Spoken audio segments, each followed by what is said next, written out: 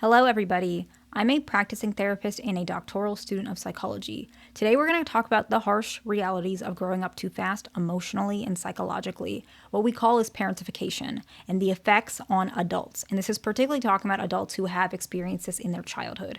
So, what does this necessarily mean? All of the research is going to be in the description box. The research is pretty fundamental, so some of you guys may already come across it. But if you are curious, it can be in the description box. Not everyone will be able to have access to it, but I'm going to talk about it in pretty good detail in this video. So even if you don't have access, I'm covering it today. The definition of parentification, but in general regarding that as such, is basically all it refers to is the role reversal, okay? The role reversal in the family system. And I'm going to explain that. The child in of itself assumes responsibilities typically applied to an adult. Examples can be emotional support, caregiving, or even household management. And what we see is that researchers kind of define this as the process where, it's going to sound strange, but it is a process where the children are becoming pseudo-parents. And what happens is it's usually before they're developmentally ready to do so. And so this is neglect and trauma, just putting it short and blunt. However, we're going to talk about two versions of it, that these are the two primary forms that I see has been identified in the research that I looked at, okay? Instrumental parentification and emotional. And so basically instrumental is just the tasks. You're cleaning, you're caring for your siblings, you're cooking, you're managing household duties. So that's the instrumental version. The emotional version is you might provide emotional support to your parents, okay? Acting as a mediator, confidant, okay? And unfortunately, when I've been practicing, I see folks who have a lot of trauma, they have both. And so you're probably going to fit both, among other things, okay? And I want to put a slight disclaimer. Small levels of responsibility can definitely promote maturity. However, excessive or chronic aspects of this can literally disrupt normal childhood development and can affect the individual as an adult. So that's why it's really important. So what are the causes of this? Because I think that's very important to understand. Usually, it's in family systems that are experiencing stress, dysfunction, or instability. I want to mention some of the contributing factors. Usually, it's parental mental illness or emotional instability. That's one of the main ones, okay? Substance use in the family, divorce or marital conflict, and then unfortunately chronic illness and disability for the parent as well, okay? Financial hardship is one of them as well, but usually I see financial hardship is tacked on to one of these. Usually with financial hardship, it's not the only factor. And then another one that was really interesting that I found in the research is like language barriers. And I don't want to trigger anybody because that is a very interesting one, okay? So my parents were not born here. I was. But my dad is. But he came here like, I don't know, he went to college here and so did my mom. So they both are from there. They came here and they spoke English perfectly. So I only learned English. And I know a lot of people who their parents are immigrants. They speak other languages. My parents just spoke English at home. And I never learned another language. But what I read about this research was really interesting. It's like when the parent doesn't know English. And so the parent doesn't know English, but the kid knows both.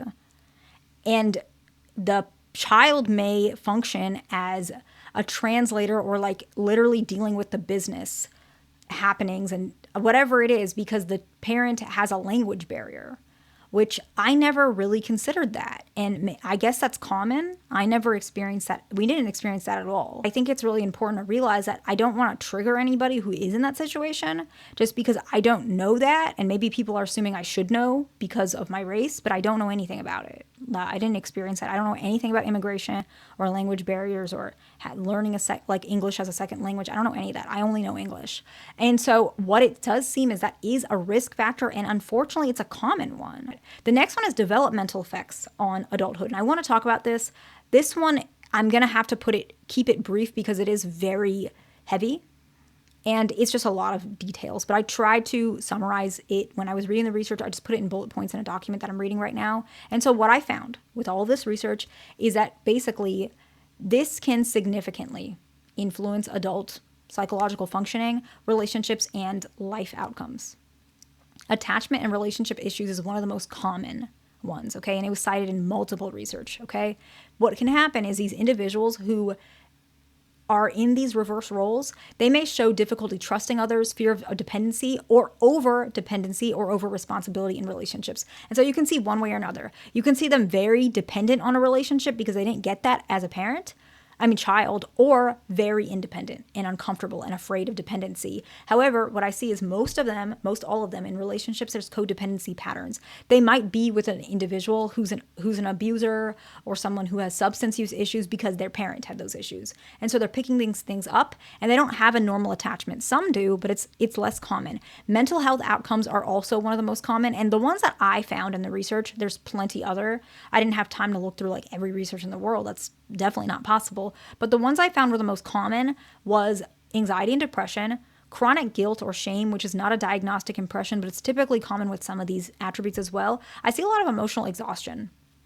And unfortunately, low self-esteem, and this one's a little scary to admit. Sometimes the child themselves can become abusive if they were in an abusive home, but more often than not, they actually become a victim of a romantic relationship where there's abuse again if they grew up in an abusive home. The next one is actually impaired developmental tasks. And I want to word this in a way I'm not trying to say this person is like cognitively, their cognitive functioning is fine. So I hope that nobody takes it like that. That's not what I'm saying. But it's more that they struggle with the balance of developmental tasks, relational tasks, and their tasks in general of life. And basically what I found, the study suggested 4 criterias that kind of these individuals struggle juggling. And most of these are normal functioning that most people can do all 4 of these things seamlessly. And I'm going to give an example, okay?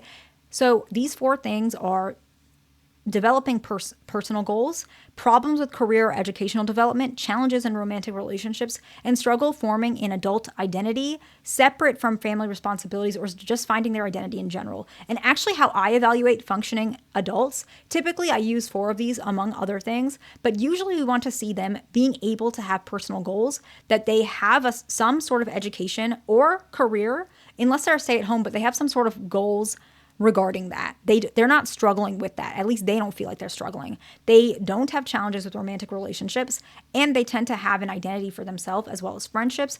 That's how I kind of, among other things, as I'd mentioned, see if a person is functioning normally. And unfortunately, if you have grown up too fast, a lot of these things are not something that it comes naturally to you.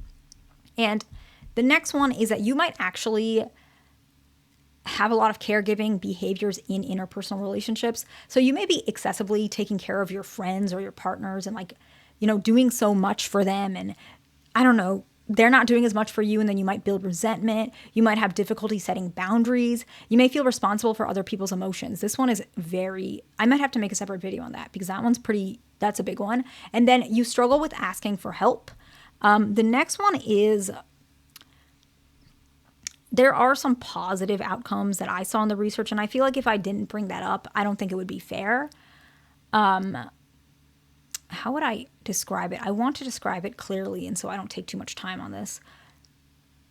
A lot of these individuals do cite, and it's perceived as well from researchers, you have high empathy. You do have a strong sense of responsibility. It's a good thing. You really try to make sure that things are done. It does seem like a lot of you guys have high emotional intelligence, and you have some strong problem solving skills, okay? And so this is just a brief overview of the reality of growing up too fast. I'm gonna make more videos on it. This one was requested. I hope this video was helpful to somebody. Please like, subscribe. I'll see you in the next one.